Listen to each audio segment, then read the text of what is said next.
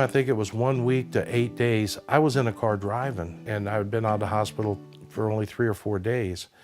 And I've had other small surgeries that took longer to recover. There's data that's been produced, very large studies, showing that if you use the Da Vinci in certain procedures, that it actually is more beneficial to the patient versus other forms of surgery like open surgery.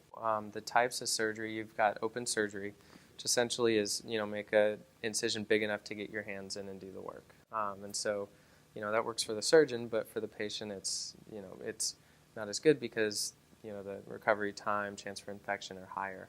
It's much more painful rather than small instruments that go through the muscle fiber. Laparoscopy is using long, rigid instruments with small holes. So you're not cutting any tissue. There's limitations with those instruments, though, because what happens is the instrument at the very end doesn't have any wrist motion like you would as a surgeon, so it's hard to get around things. You're looking through a camera that's 2D, so you lose depth perception. And you're also pivoting on the body wall. So if you imagine you're pivoting, when you move left, instrument moves right, and vice versa, so it's all backwards. I had surgery exactly 1 week ago, and it went well. Yeah, it was arthroscopic surgery, and it was on my right shoulder.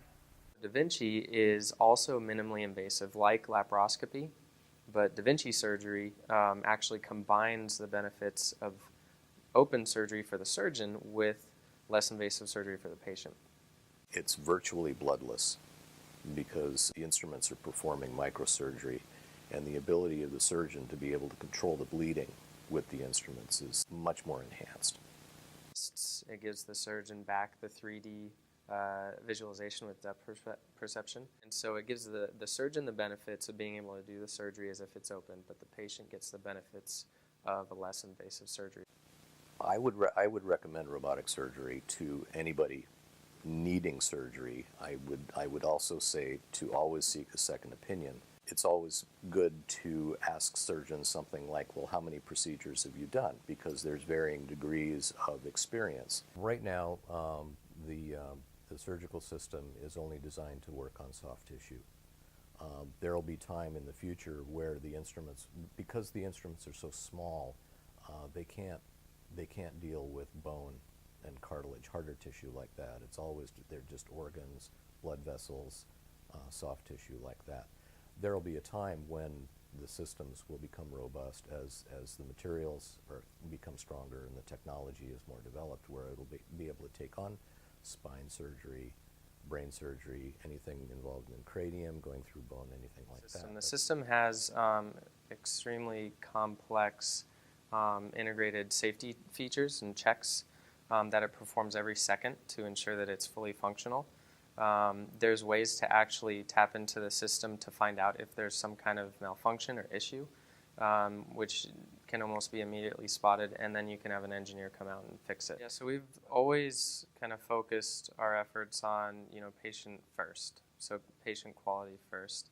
And it's, if you think about it, the Da Vinci system's really like a tool that you give a surgeon to use. So it's, if you work in construction, it's like giving them a hammer. And so our job is to make sure that that tool that we give the surgeon functions as effectively and safely as possible. And we were able to really get into the middle of his kidney, see all the margins perfectly, really extract this tumor right out of the middle, sew the whole thing up, and 2 hours later, he was cured on the second side. We have a very extensive educational pathway that we bring both the surgeons and the OR staff through, so that they know how to use the system, and it really there's a minimum requirement to that, but it can vary. It'll extend further if they need extra training. Early on, the Da Vinci system, which is our product, was developed by SRI, Stanford Research Institute, and the idea back then was to actually create it for military use and field surgery. That never came through, so it was actually purchased to be used for commercial use. We have 3 generations of the system. Some of the generations we can actually take the parts and reuse and rebuild into the newer versions. Some of the older models we even provide to residency programs So for education, residents are the ones that are going through their medical learning process before they actually become doctors or surgeons, and so we will provide them to them as well. So the development process really starts with an idea that a need from our surgeons or our customers. We get their feedback, and then based on that feedback and a way that we can address a need, we will start the development process on the engineering side. Look at prototypes, use the prototypes, and really come up with a functional solution. I was really nervous. I was scared. I had never gotten surgery before, and the idea of having someone go inside me and operate inside me was just terrifying. They saved my life, and they saved me from having to be on dialysis.